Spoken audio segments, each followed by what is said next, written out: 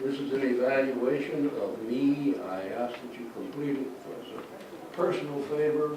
I need these evaluations to maintain my appointment as a clinical professor in the medical school back there. I want to speak to you guys this morning about subliminal therapy, where it fits in the world of addictions, and some conclusions that I have been drawn to about addiction through my use of subliminal therapy. I have had, I have been involved in the development of subliminal therapy for many years. I have found it to be extraordinarily effective for the treatment of any psychogenic disorder. Well, if you consider an addiction, addictions are not necessarily psychogenic. They can be heroin-induced or whatever. Okay, guys, how do I advance this? You just click.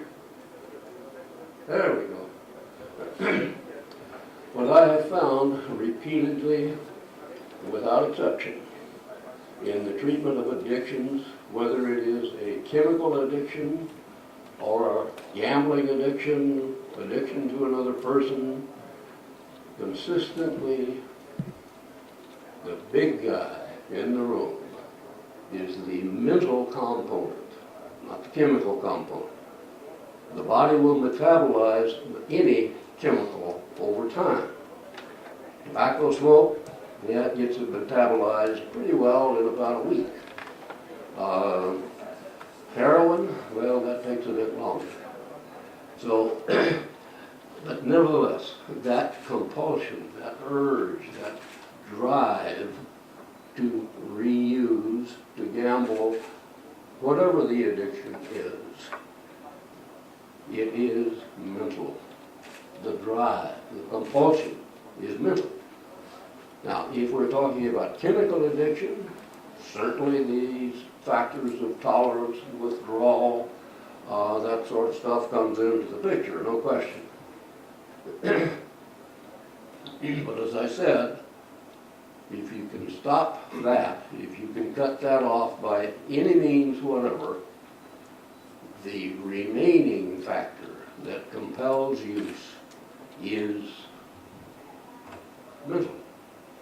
It's a conditioned response, conditioned by life experience. Few people would argue with me when I make the statement that we are conditioned creatures. We're the products of conditioning. My real education in the world has been to realize how extensive and how forceful the consequence of conditioning can be. It affects our lives mentally and physically.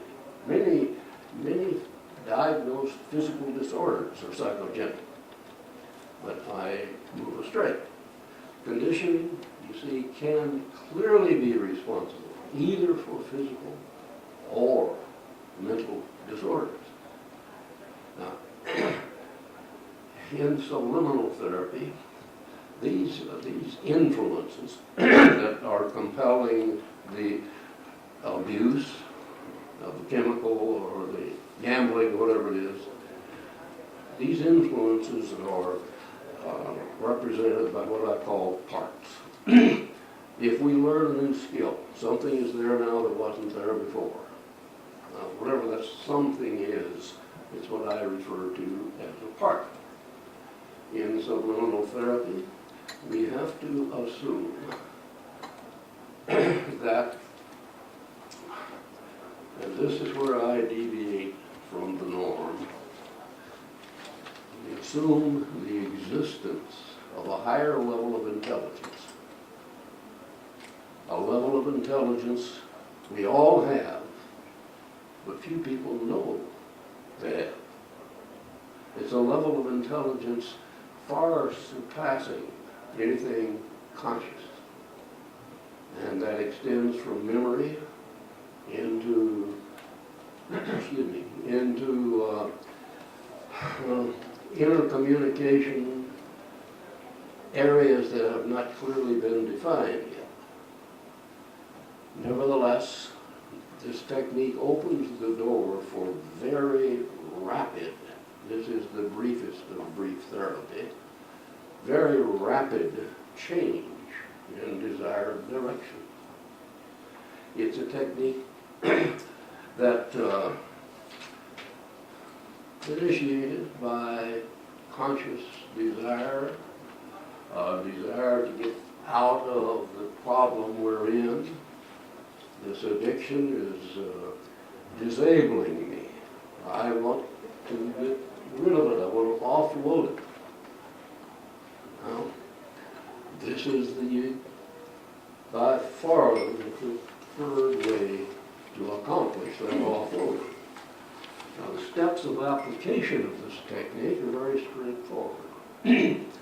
Its first requirement is that the therapist, the clinician, establish communication with the patient's higher order of intelligence. I named this higher level of intelligence syndrome, just for ease of communicating about this. My goodness. And the syndrome is a German word. It means the core, the center of things. So I thought it was an appropriate name. It's the clinician's job to guide syndrome, to guide that higher level of intelligence that the patient has through the work of therapy. Well, the first step after communication has been established is to identify those parts of the mind that are offending. Just in a simplistic illustration. If a dog bites a little kid, it's very logical the kid would learn to associate the experience with dogs and learn to be afraid of dogs. Not just that dog, mind you, but dogs. Along the way, subsequent life experiences hopefully teach the kid that it was just that dog. Not all dogs need to be regarded with fear. If we terrify a little kid in a dark place, the kid's probably going to associate fear and dark. And unless some sort of reconditioning takes place, that little kid, now an adult, is probably going to be afraid of the dark. Phobias, you see, are learned. They're conditioned responses. In exactly the same way, addictions are conditioned responses.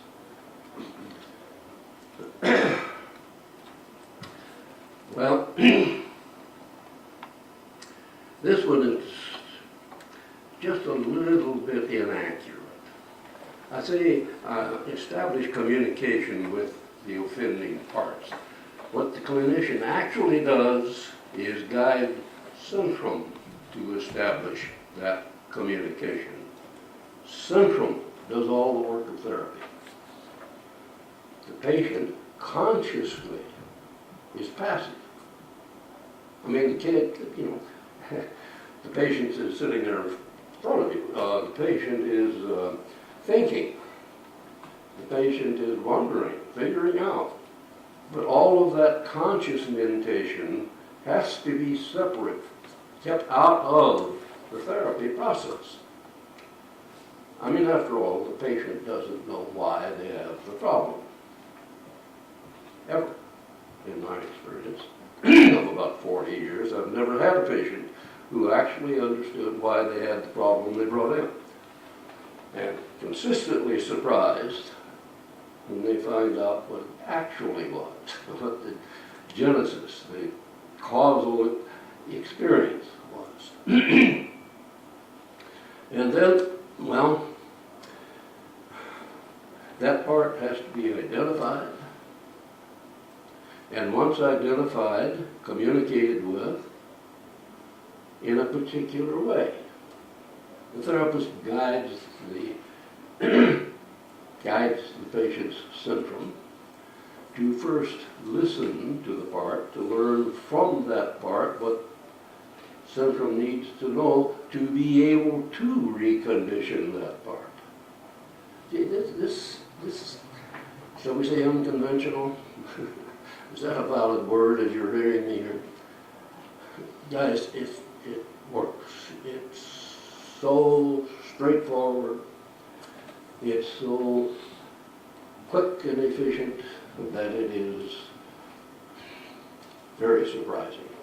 I will be teaching a 6-hour workshop on this technique this afternoon. If you are interested and want to pursue this, here's where you will actually learn how to do it, multiple demonstrations and so forth, and I hope at least one of those demonstrations is an addiction.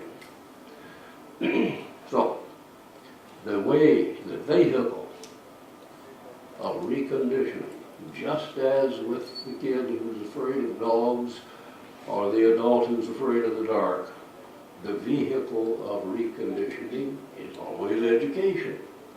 So that becomes the task of symptom, guided by the therapist. So, it's a challenge for me to stand up there and talk for 30 minutes.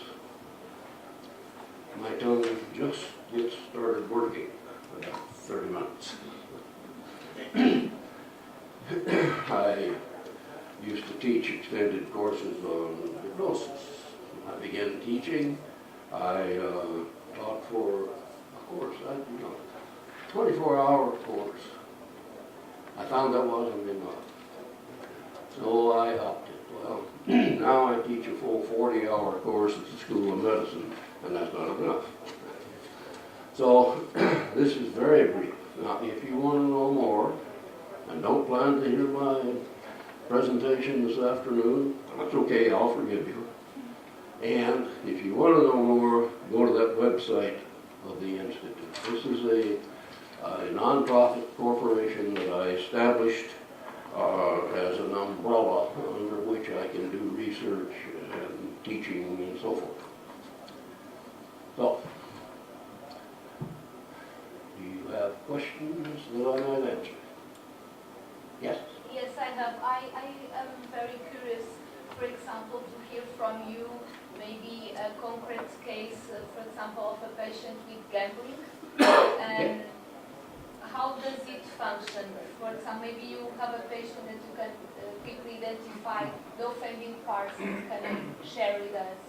Okay. I had a patient just before I left to come on this trip.